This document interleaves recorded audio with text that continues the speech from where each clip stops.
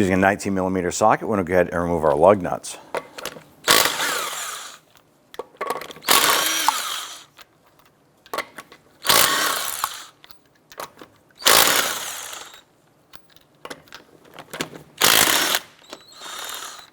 Go ahead and set those aside. Remove the wheel, set that aside. Using a 21mm deep socket, we're going to go ahead and remove this nut, and we're going to hold the head of the bolt using an 18mm wrench.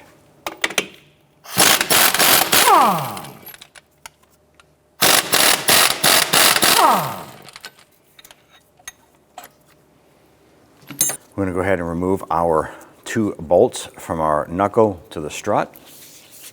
I'm just going to go ahead and tap these bolts.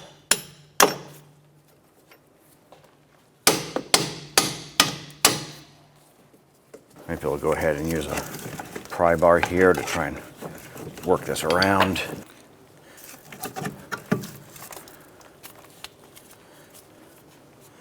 Now that we have our wheel and now that we have our brake assembly with our knuckles separated from our strut, if you want to, you can go ahead and use a bungee cord or a strap.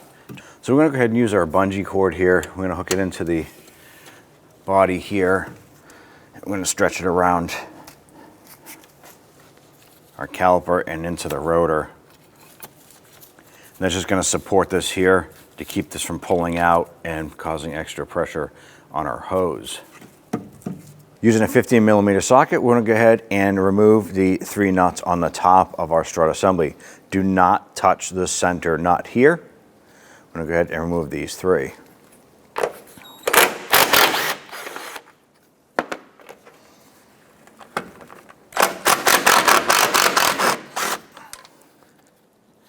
Now we'll go to remove this 3rd one here. Once this nut comes off, the strut will drop out of here and come out through the wheel well. You either want to have an assistant to catch that, or when you're removing this, do it with one hand and then reach around through the wheel well and support that.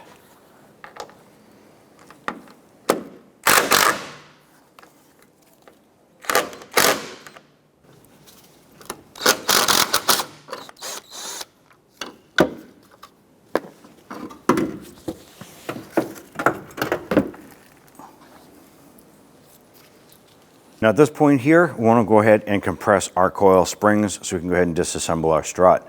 You don't want to just do this in your driveway without having the tools to do the job. It is a major safety issue if you're starting to rip this apart without having the proper tools. We're going to go ahead and compress our spring.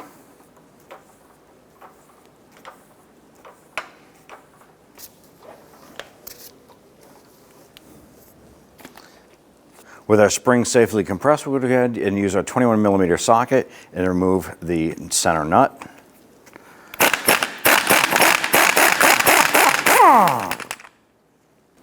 So at this point here, now that we have our center nut removed, I want to go ahead and hold that main strut assembly. You can work that down and out. Remove your upper bearing plate. Set that aside. Now if you receive a strut like this and it has a retaining rod on it, you can do a couple different things. Put the rod down on the ground, compress the strut, compress this by hand like so, remove the tension rod, and the strut rod will expand out to its full lock position. Once you have that retaining rod gone, remove the upper center nut and set that aside.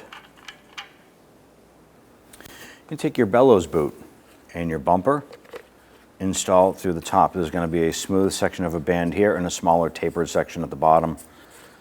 And go ahead and push your bumper into the bellows.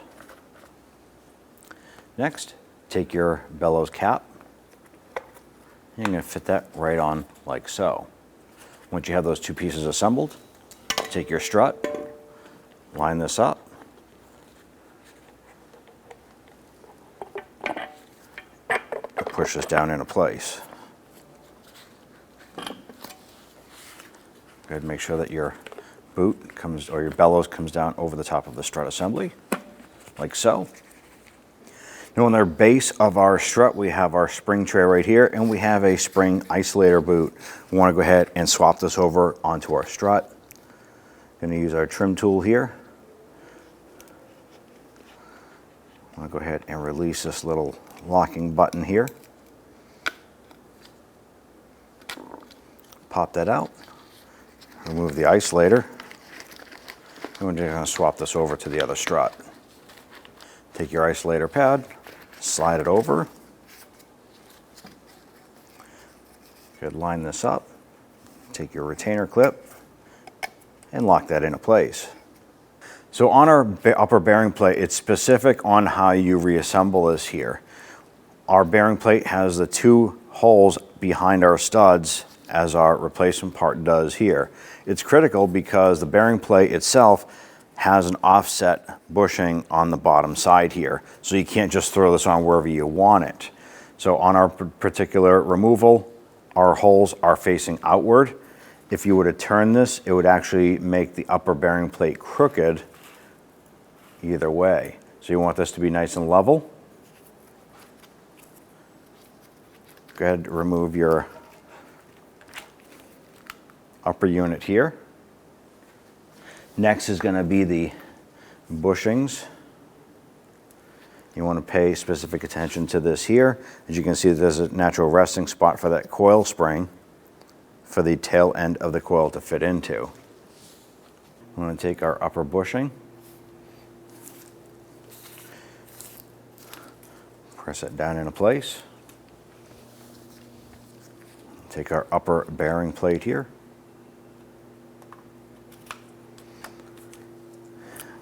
Get that in our position so that our 2 holes behind our studs are facing outward. Our lower spring bushing here, or isolator pad, has a mark, or has a spot right here where the tail end of the coil spring will line up to. Install the strut. Go ahead and push it up through our bearing plate. Line up the pigtail of our spring with the isolator here. Work that up into position. At that point there, you can go ahead and install the upper nut on the center of the strut.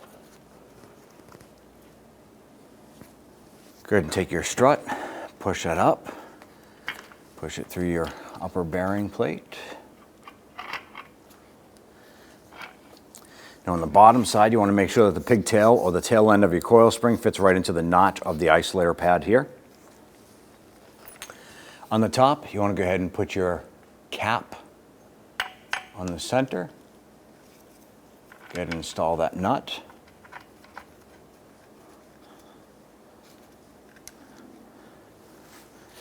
Once that nut is on there, I'm going to go ahead and tighten that down.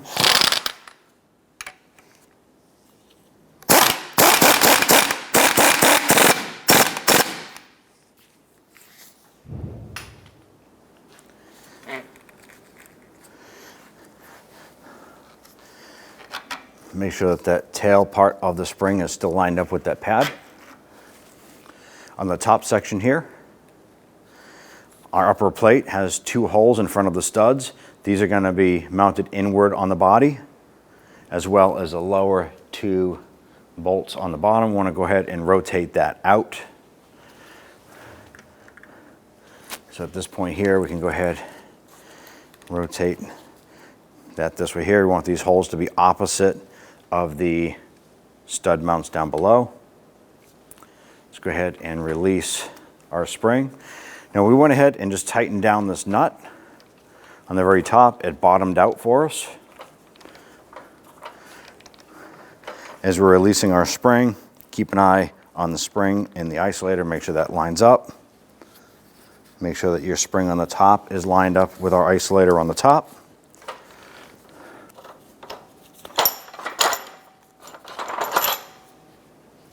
Go ahead and lift your strut up into place, feed the nuts of the upper bearing plate up into the body, and then we'll reach up top and get the nuts caught to secure this in place.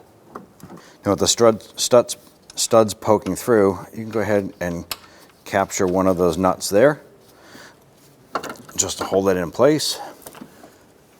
And go ahead and rock that strut around Go ahead and capture the other two nuts here.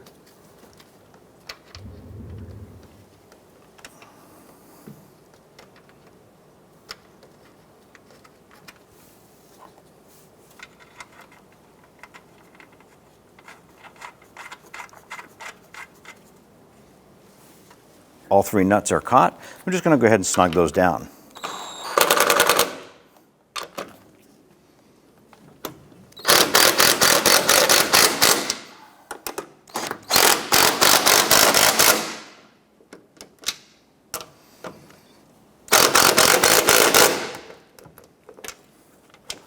The three upper nuts, we're going to go ahead and torque those down to 24 foot-pounds.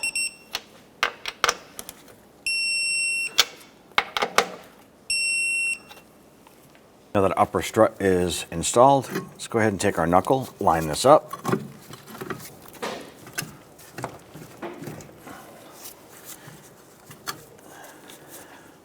We got to release our bungee cord strap here supporting this.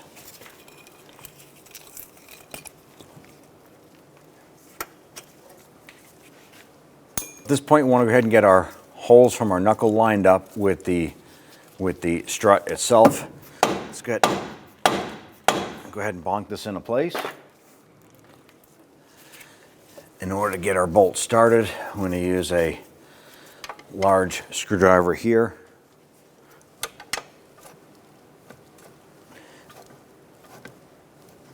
And we're going to use this to go ahead and line up our knuckle.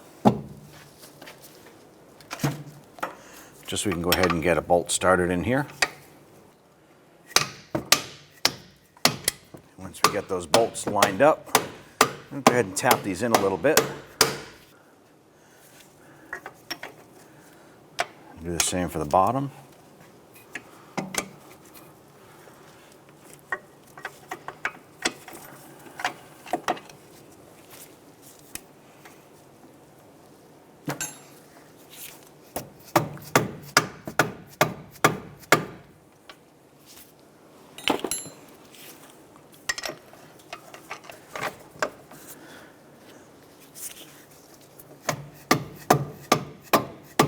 And once we get these bolts in, we'll go ahead and get the nuts started.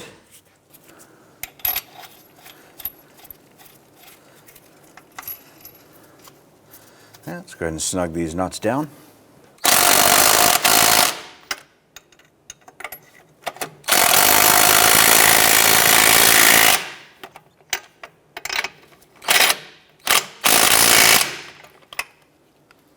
Now let's go ahead and torque these bolts down to 96 foot-pounds.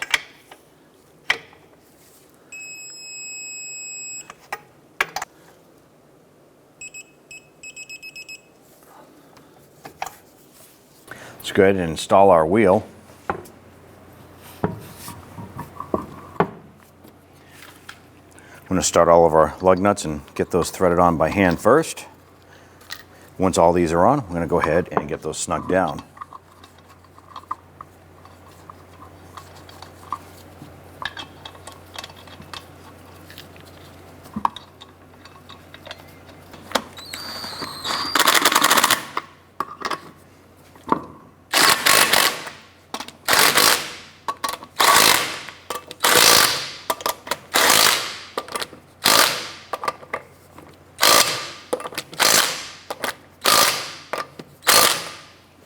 And torque down our wheels to 100 foot-pounds.